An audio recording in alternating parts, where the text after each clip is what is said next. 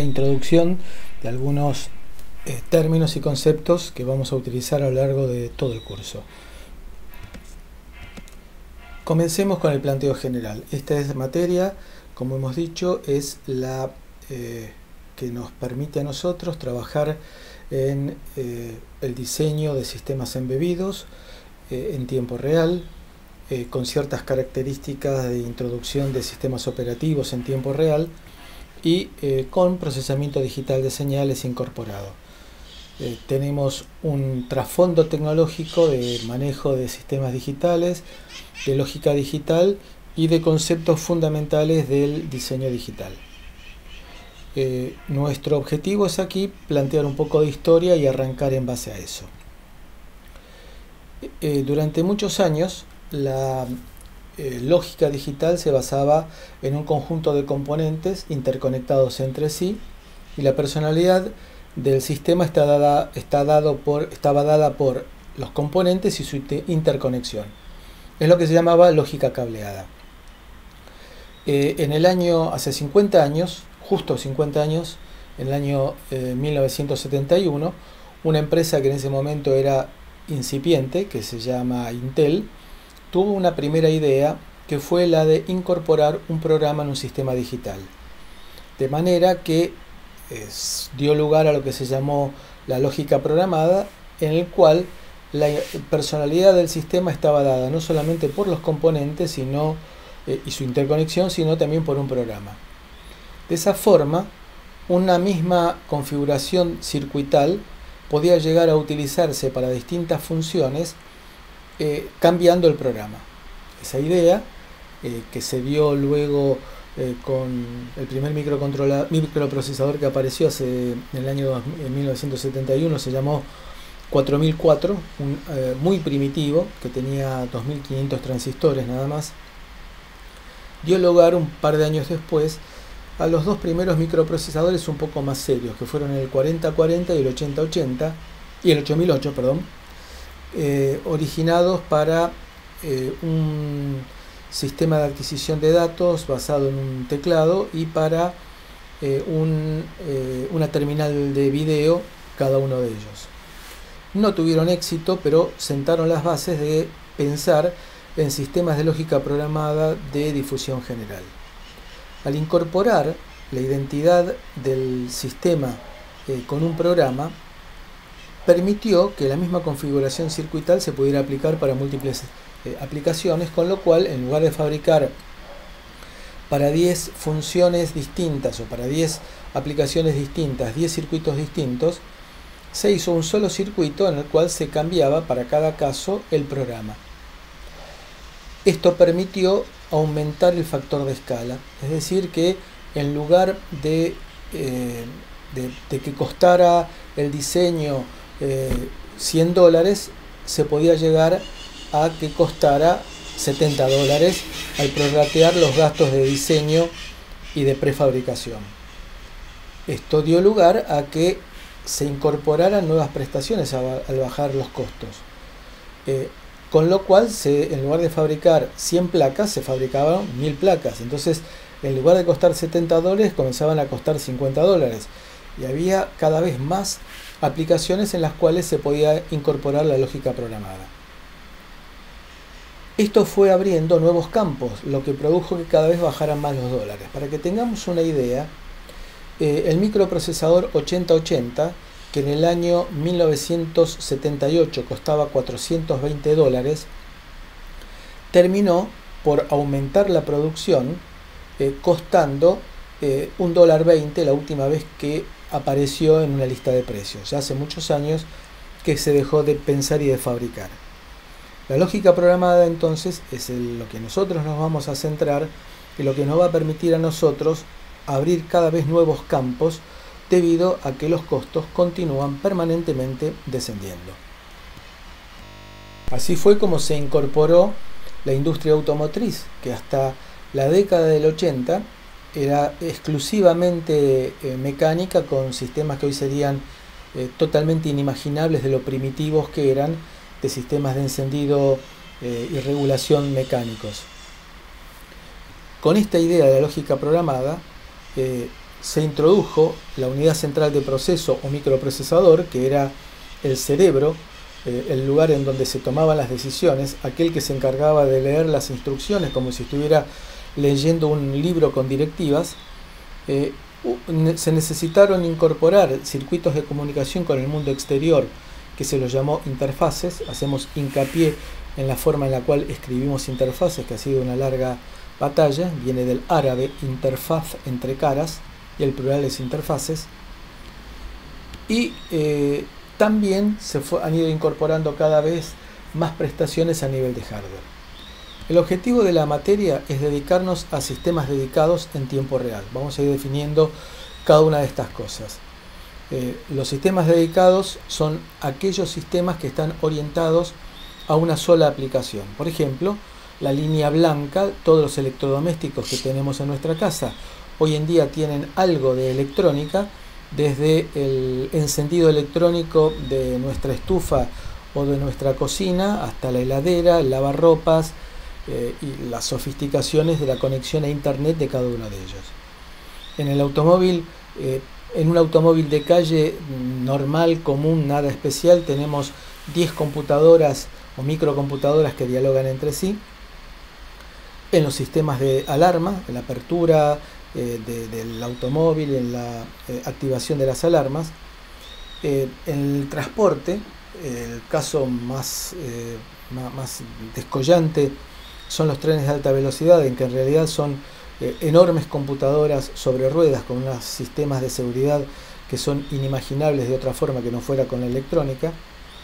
Y en sistemas de control, aquí vemos un viejo controlador programable que llamaban PLC, Programmable Logic Controller, que fueron reemplazados por placas de dimensiones muy reducidas en las cuales se hacen todos los sistemas de activación y de detección, facilitando cada vez más la utilización porque bajan cada vez más los costos. Evidentemente, este esquema que estamos viendo nosotros acá, que tiene algo de electrónica, pero que tiene mucho de electromecánica, ocupa mucho volumen y tiene mucho costo, y es necesario imaginarnos reducido todo esto a dimensiones que sean mucho más económicas y mucho más portables. Sigamos haciendo algún repaso.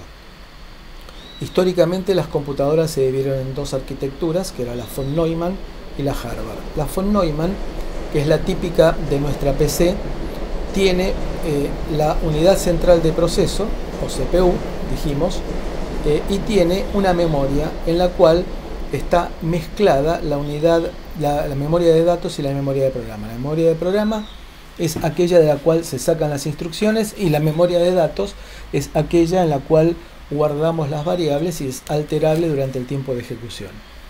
En nuestra computadora, en nuestra PC, están entremezclados, y lo que hoy en día contiene memoria de datos, mañana cuando reiniciemos la máquina puede tener memoria de programa, y así indistintamente. Tenemos un solo juego de bases de vinculación que son los que nos permiten leer, seleccionar una posición de memoria y leerla o escribirla. La arquitectura Harvard, en honor justamente de la Universidad de Harvard, von Neumann fue un desarrollador de la arquitectura de las computadoras de la década de la primera mitad del siglo XX. La arquitectura Harvard tiene separadas la memoria de datos de la memoria de programa. Y esto tiene como gran ventaja que tiene bases separados, y podemos realizar simultaneidad de buscar una instrucción en la memoria de programa al mismo tiempo que se está leyendo o escribiendo un dato en la memoria de datos. Esta arquitectura es muy útil para trabajar en sistemas acelerados, en los cuales se busca aprovechar al máximo el silicio que se tiene en un circuito integrado. Históricamente, los primeros diseños de computadoras de hace 100 años prácticamente, en ese entorno, constaban de un código de operación, que era la instrucción propiamente dicha, que era lo que se quería hacer, leer, sumar, restar, multiplicar, dividir, AND lógica, OR lógica. Bueno, eso es lo que nos indica el código de operación, en forma codificada por medio de un conjunto de bits, la dirección del primer operando, la dirección del segundo operando, la dirección del resultado y la dirección de la próxima instrucción. Esto es el sueño de todo programador, tener absoluto control de lo que se quiere hacer. Bueno, primero indicando la operación que se quiere hacer con las direcciones de los operandos. Si nosotros pensamos en un microprocesador de 32 bits, como el que vamos a utilizar a lo largo del curso, pensemos que el código de operación será normalmente, aunque no es obligatorio, de 32 bits, y cada una de estas direcciones será de 32 bits. Por lo tanto, 32 bits por 5 campos de 32 bits cada uno de ellos, ya que cada dirección es de 32 bits, nos lleva la friolera de 160 bits. Con lo cual, si todo esto se tiene que manejar a través de un bus de 32 bits, esto es lentísimo, es equivalente a tener la Panamericana con 5 carriles y que después tengamos que, porque se rompió un puente, pasar por un puente transitorio de un solo vehículo por vez, con lo cual evidentemente haber tenido hasta ese momento esos 5 carriles no nos sirven para nada. Con lo cual, a partir de ahí se comenzaron a efectuar simplificaciones tratando de evitar el tamaño excesivo de las instrucciones. Dio lugar esto a lo que llamó la palabra de 3 direcciones, en el cual tenemos el código de operación, la dirección del primer operando, el segundo operando y el resultado. Y como se detectó que mayoritariamente una instrucción venía a continuación de la otra, lo que se hizo fue agregar un contador de programa, es decir, un puntero a memoria que iba barriendo para ir leyendo las instrucciones. Se lo llamó Instruction Pointer o puntero de instrucción o contador de programa.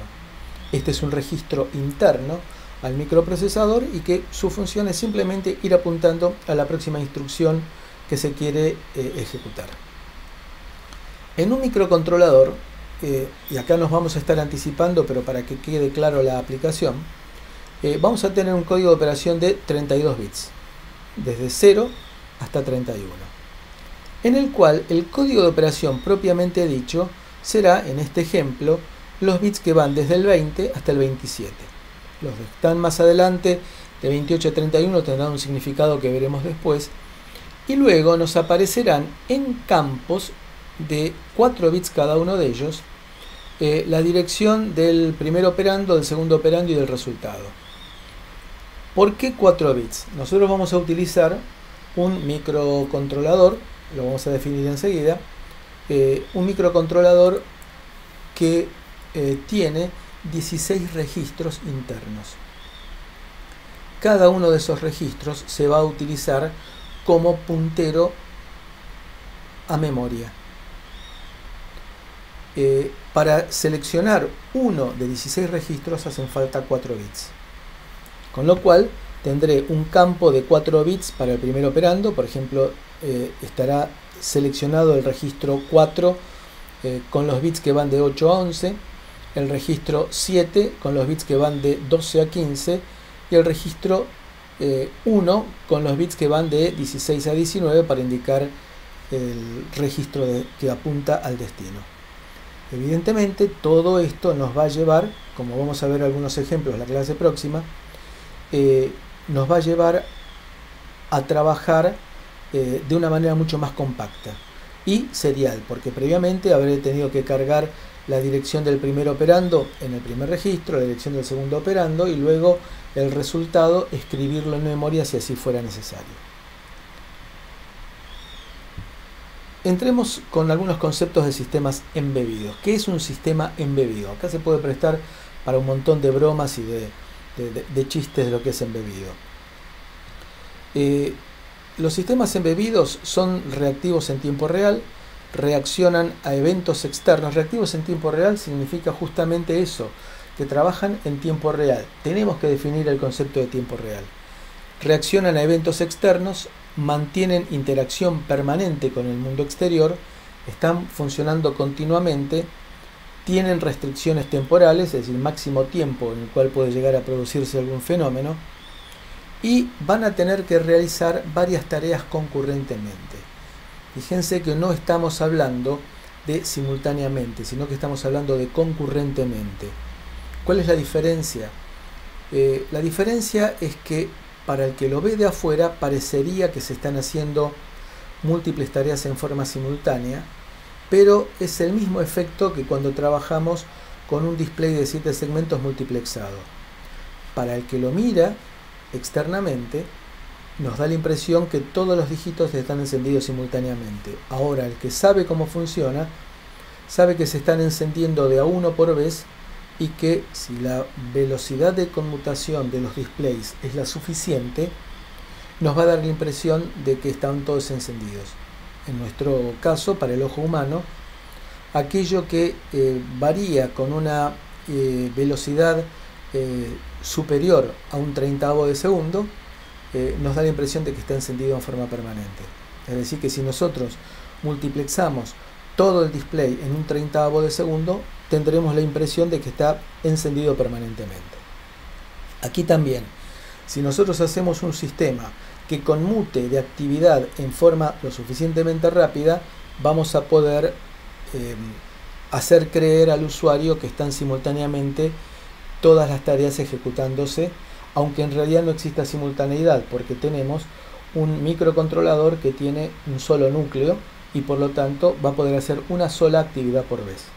El tema es elaborar algún mecanismo que nos permita la conmutación de actividades en tiempo suficientemente corto como para que parezca que estamos todos simultáneamente ejecutando tareas.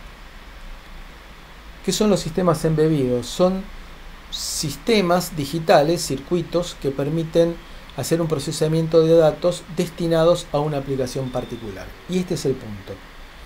Vamos a diseñar un control de portón y sirve solamente como control de portón. Vamos a diseñar una alarma y va a ser solamente para alarma. Vamos a diseñar el control de temperatura de un horno y va a servir solamente para eso.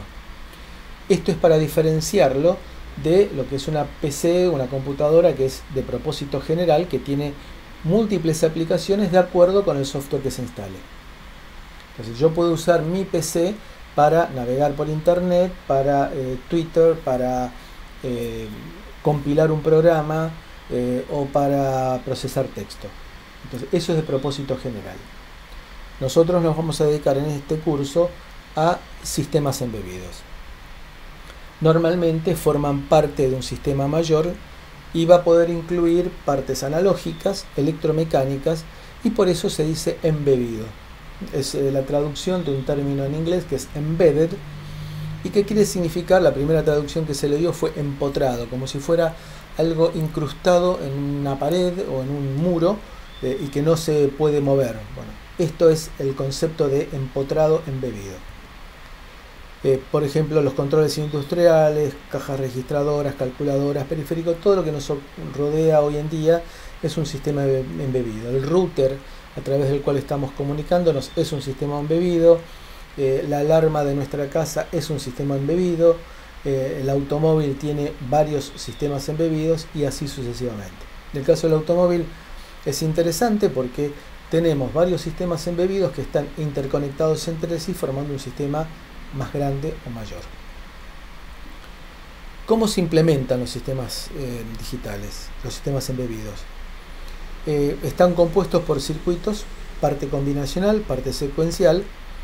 En la mayor parte de los circuitos secuenciales son sincrónicos y pueden incluir o un procesador o varios. Esto de incluir varios procesadores es un tema también interesante como para abrirnos la cabeza. No necesariamente un sistema que tenga un solo procesador muy poderoso es más confiable y más económico que un sistema que tenga varios procesadores.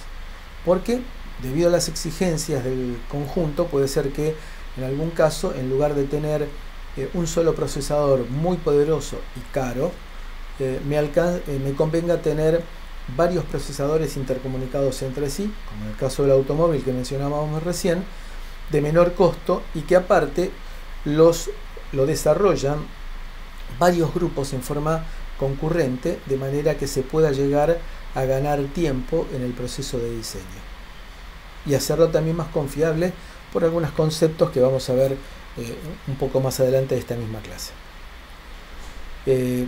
Lo que se busca en general es que para implementar los sistemas embebidos me conviene más que todo en la realidad de nuestro país, trabajar con lo que se llama COTS, Commercial Off the Shelf, es decir, aquello que esté disponible en la gaveta del proveedor. Entonces yo voy al proveedor de componentes electrónicos y le digo, dame este microprocesador, microcontrolador, memoria o lo que fuera, y lo tiene disponible, y no tener que depender de una importación que está más que todo en momentos complicados en cuanto a lo que es el comercio y el movimiento y todo ese tipo de cosas, que hace impredecible la entrega de componentes.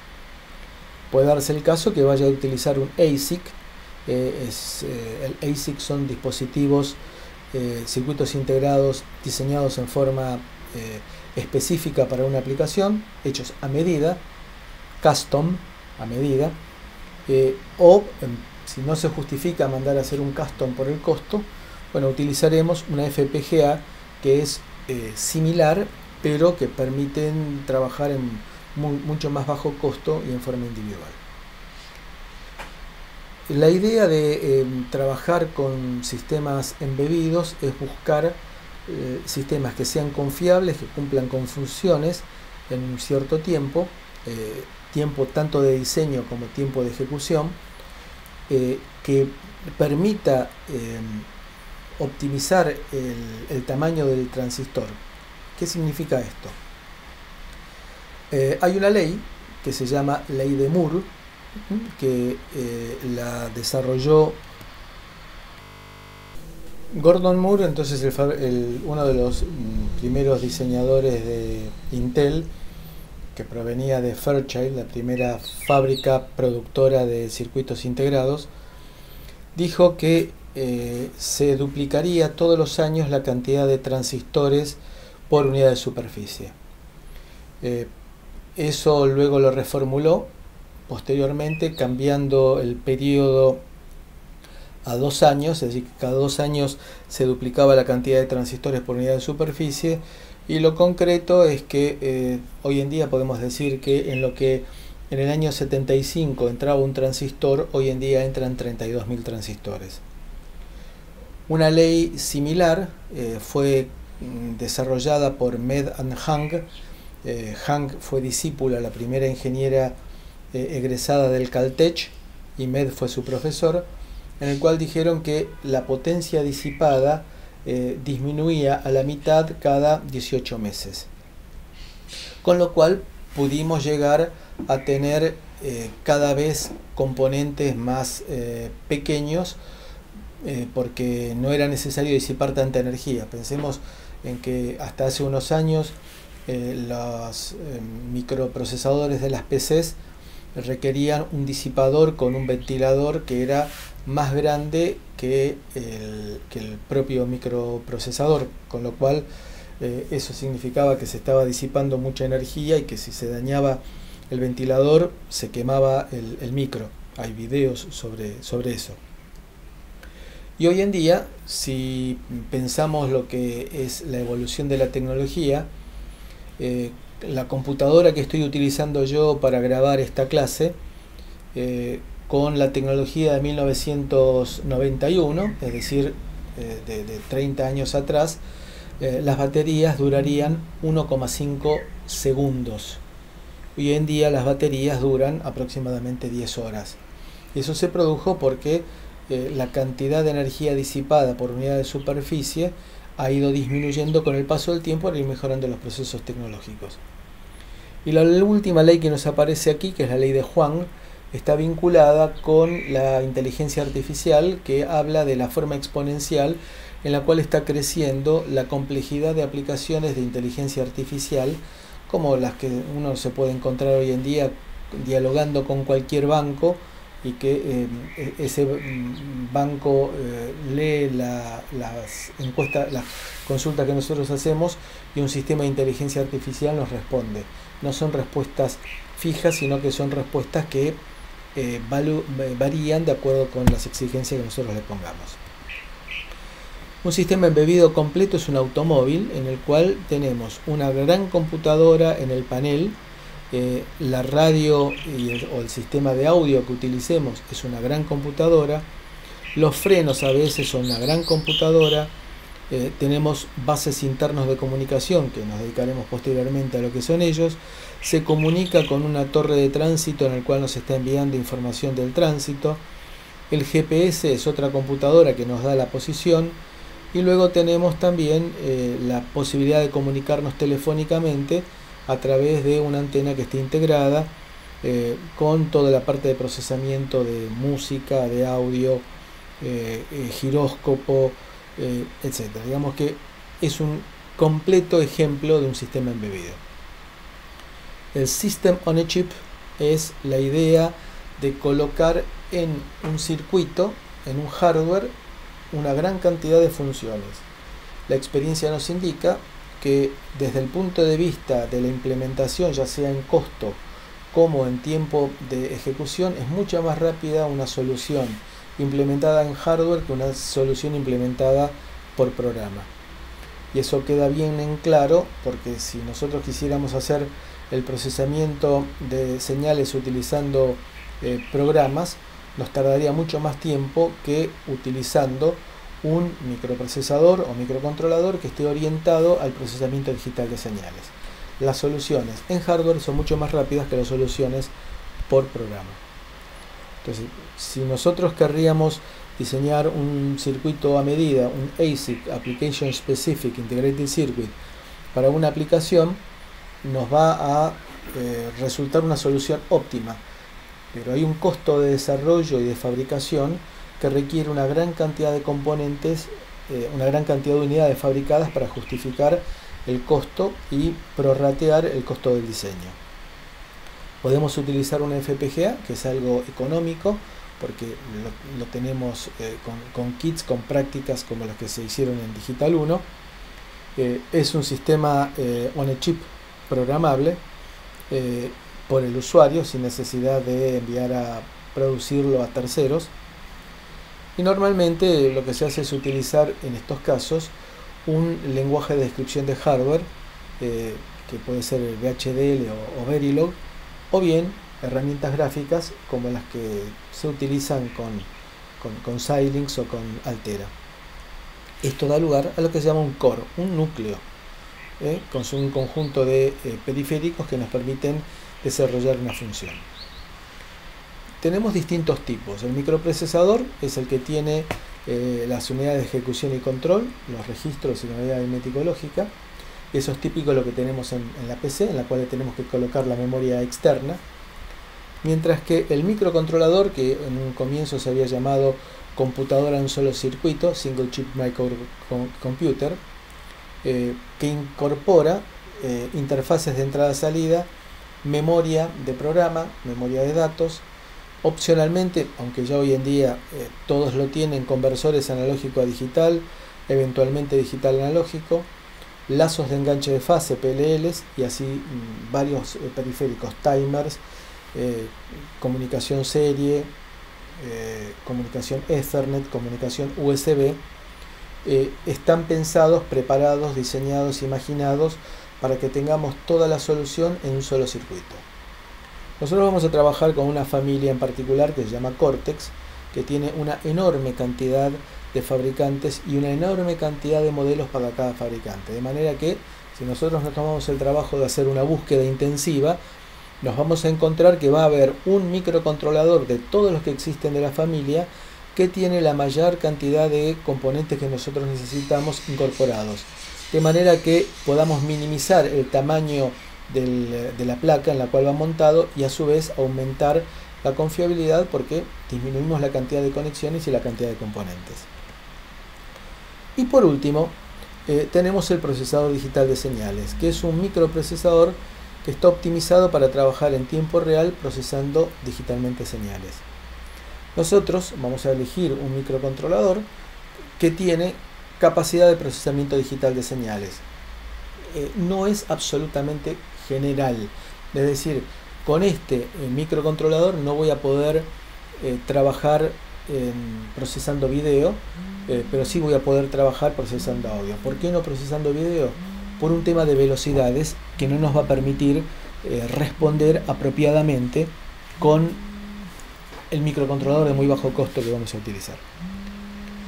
Aquí tenemos, por ejemplo, un hardware estándar en el cual tenemos una placa que tiene un microcontrolador en la parte central, y acá tiene una buena cantidad de memoria flash externa. Estamos hablando de, perdón, esta es memoria de datos externa, que estamos hablando aquí de megabytes, y acá también tenemos una memoria flash asociada también de megabytes. En esta placa que uno consigue en los proveedores tradicionales, en esta placa uno tiene interfaces incorporadas, como una interfaz serie en la parte inferior, una interfaz USB y una interfaz Ethernet para comunicación cableada de red, de manera que en una sola placa tenemos todos los requerimientos, con una buena cantidad en la parte inferior central, una buena cantidad de pines de entrada-salida como para comunicarnos con el mundo exterior. Tenemos también otra alternativa, que es, por ejemplo, en este caso es la Educia, que ha sido nuestro caballito de batalla durante mucho tiempo. El costo de la Educia la hace un poco prohibitiva hoy en día. Uno puede encontrarla en Mercado Libre a 6.000 y pico de pesos. Es un poco prohibitiva por la escala de producción. Y nosotros hemos optado este año para utilizar esta placa, que es un microcontrolador de tipo Cortex M4, que permite procesamiento digital de señales en un formato razonable de 64 patitas, y con la separación entre las patitas, de manera que si quieren hacer un prototipo pueden llegar a soldarlo sin problemas, porque la separación de 1 milímetro entre las patas así lo permite. Tenemos una buena cantidad de patas a través de los pines que están en la parte externa, verticales. Tenemos pines como para colocar interfaces externas, y en la parte superior tenemos la forma de comunicarnos con la PC para descargar a través del puerto USB que está en la parte superior un programa generado en la PC, y toda esta parte que ustedes ven que se nota que está pensado como para ser cortada, cortada simplemente con la mano, una vez que se terminó el proyecto, y queda la parte inferior como equipo definitivo, mientras que la parte superior es solamente para la etapa de depuración. Esta herramienta, entonces, decimos nosotros que tiene la parte superior la interfaz, la parte inferior es la placa propiamente dicha, que tiene también LEDs y pulsadores como para que uno pueda llegar a utilizarlos y demostrar cuán vivo está nuestro sistema.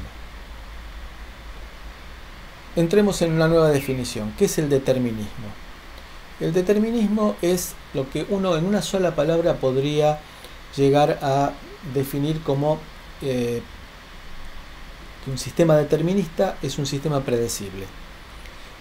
Significa que no está vinculado el azar en el desarrollo, y siempre se va a producir la misma salida con las mismas condiciones de entrada y pasando por los mismos estados intermedios.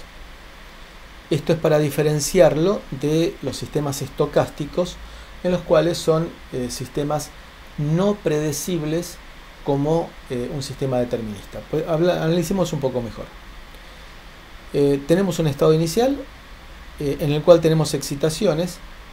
Esas excitaciones van a hacer que el estado inicial pase por distintos estados intermedios con las transiciones y llegue al estado final generando respuestas. El determinismo significa que estando en el mismo estado inicial, con las mismas excitaciones, siempre llegaremos al mismo estado final con las mismas respuestas y pasando por los mismos estados intermedios. Esto es siempre se va a llegar al mismo estado final con las mismas respuestas. Si nosotros ahora le agregamos una componente temporal, esto es un sistema en tiempo real. Es decir, que el pasaje entre el estado inicial y estado final se va a tener que producir toda esa migración en un cierto tiempo máximo. Ese delta t es un tiempo máximo. Esto requiere, para trabajar en forma seria, requiere un desarrollo muy importante, en el cual el tiempo forma parte de los parámetros de desarrollo, de diseño. Es decir, no es solamente el consumo de energía y la cantidad de patas, sino también el tiempo que se tarda. Forma parte del diseño. No es que armo todo el sistema y veo cuánto tiempo tarda en ejecutarse, sino que es al revés. Tengo que hacerlo para que entre en un determinado tiempo. Es un tema muy complejo. Hay universidades que trabajan en una materia directamente que son sistemas en tiempo real. Es una materia de un cuatrimestre. Nosotros, cuando hablemos de sistemas operativos en tiempo real, en realidad, lo vamos a mencionar en su momento, tendríamos que decir sistemas operativos multitarea. Es una palabra mucho más seria porque nosotros no estamos haciendo intervenir el tiempo en el proceso de diseño. Esto requiere entonces que al determinismo le agregamos condiciones temporales de tiempo máximo. Entonces, en resumen, determinismo, en un determinado estado, en cada estado, un conjunto de entradas produce un único conjunto de salidas. Podemos predecir cuál va a ser el próximo estado y tendremos también el determinismo temporal, que es el análisis del peor caso para llegar al estado final en un determinado tiempo máximo. Es decir, yo no quiero que el airbag de un automóvil actúe en cualquier tiempo. ¿Por qué? Bueno, ahí tengo una clara definición de tiempo. Yo necesito que el airbag trabaje en 50 milisegundos. Si se abre demasiado rápido, el pasajero que golpea contra el airbag lo va a encontrar todo inflado y va a ser una piedra. Y si tarda demasiado tiempo, lo va a encontrar cerrado y va a pasar por el parabrisas. Entonces tengo que resolver esos 50 milisegundos formando parte de todo el proceso de diseño. Mientras que estocástico es el sistema cuyo comportamiento intrínseco no es determinista. Entonces es el caso en el cual lo que ocurre es una probabilidad.